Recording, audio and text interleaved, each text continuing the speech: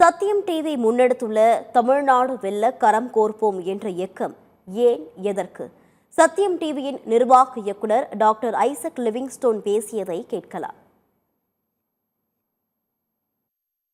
சத்தியம் தொலைக்காட்சி நேயர்களுக்கு அன்பான வணக்கம். சத்தியம் தொலைக்காட்சிக்கு ஒரு ஆசை. அறிவார்ந்த தமிழ் சமூகம், திரைக்கடல் ஓடி திரவியம் தேடின ஒரு 33 கோடி சாதனைகளை படைத்த ஒரு பெரிய சமூகம். ஆனால் கூகுளுக்கு சுந்தர் பிச்சையை கொடுத்த ஒரு சமுதாயம்.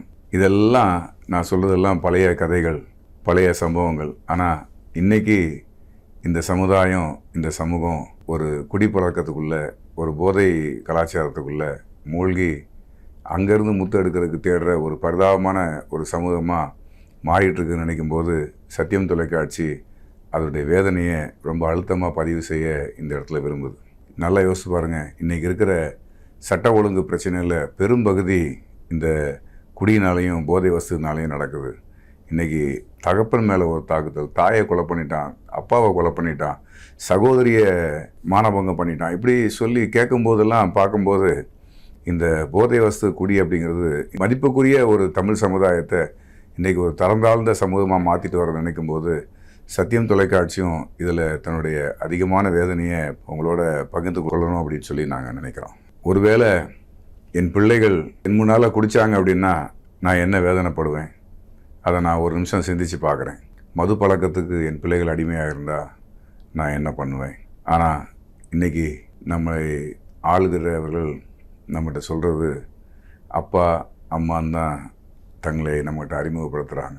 ஆனால் இன்றைக்கி சூழ்நிலையை பார்த்திங்கன்னா உலகத்தில் எந்த அரசாங்கமும் செய்யாத ஒரு கடினமான ஒரு பாவகரமான செயலை நம்முடைய தமிழக அரசாங்கம், இத்தனை பெரிய மதிப்புமிக்க ஒரு தமிழ் சமுதாயத்தை ஆளுகிற அரசாங்கங்கள் இன்றைக்கி சாராயத்தை விற்கிற ஒரு மலிவான காரியத்தை செய்யக்கூடிய ஒரு பரிதாப நிலை இன்றைக்கி நம்மளால் பார்க்க முடியுது.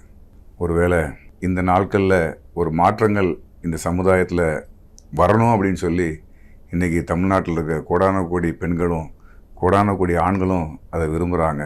அதே பழைய நல்ல அப்துல் கலாம்களையும் பெரிய மேதைகளையும் உருவாக்கக்கூடிய அந்த சமூகமாக இந்த சமூகம் மாறணும்னு சொல்லி துடிக்கக்கூடிய நிறைய பேர் இன்றைக்கி அதுக்காக குரல் கொடுத்துட்ருக்காங்க. அவங்களோட இணையணும் அப்படிங்கிறது சத்தியம் தொலைக்காட்சியுடைய ஒரு சின்ன ஆவல், ஒரு சின்ன ஆசை.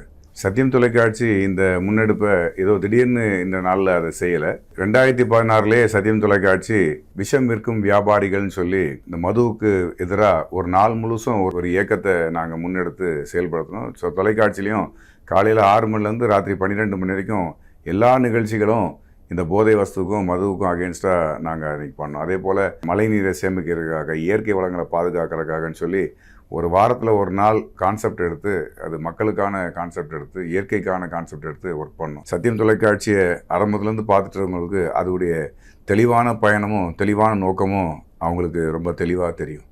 நாங்கள் ஃப்ரைடே ஃபார் ஃபார்மர்ஸ்ன்னு சொல்லி கடந்த 3 ஆண்டுகளை நிறைவடைந்து இன்றைக்கி வரைக்கும் போய்கிட்ருக்கோம். வெள்ளிக்கிழமையே முழுமையாக விவசாயத்துக்காக ஒதுக்கி விவசாயிகளுடைய குரலாக சத்தியம் தொலைக்காட்சி தன்னுடைய இன்றைக்கி ஊடகம் நடத்துறது அப்படிங்கிறது பல கோடிகளை இன்வெஸ்ட் பண்ணி, பல கோடிகளை செலவு பண்ணி, மாதம் செலவு பண்ணி அதை சம்பாதிக்கிற வேண்டிய கட்டாயத்தில் ஓடிட்டுனாலும் சத்தியம் தொலைக்காட்சி இன்றைக்கி ஜனங்களுக்குரிய முக்கியமான வாழ்வாதாரம் எது இல்லைனாலும் வாழ்ந்துடலாம், ஆனால் சோறு இல்லாமல் வாழ முடியாதுங்கிறதுக்காக ஒரு நாளை, வாரத்துக்கு ஒரு நாளை ஒதுக்கி முழு நாளுமே விவசாயிகளுக்காக குரல் கொடுக்குற ஒரு காரியத்தை செய்துட்ருக்கோம். அதில் பல காரியங்களை விவசாயிகளுக்கு அதில் சாதிச்சும் கொடுத்துருக்குறோம். அதே போல் மரம் நடும் திருவிழான்னு சொல்லி வச்சு ஒரு 5 லட்சம் மரங்களை நடலான்னு சொல்லி எங்களுடைய முயற்சி எடுத்தோம்.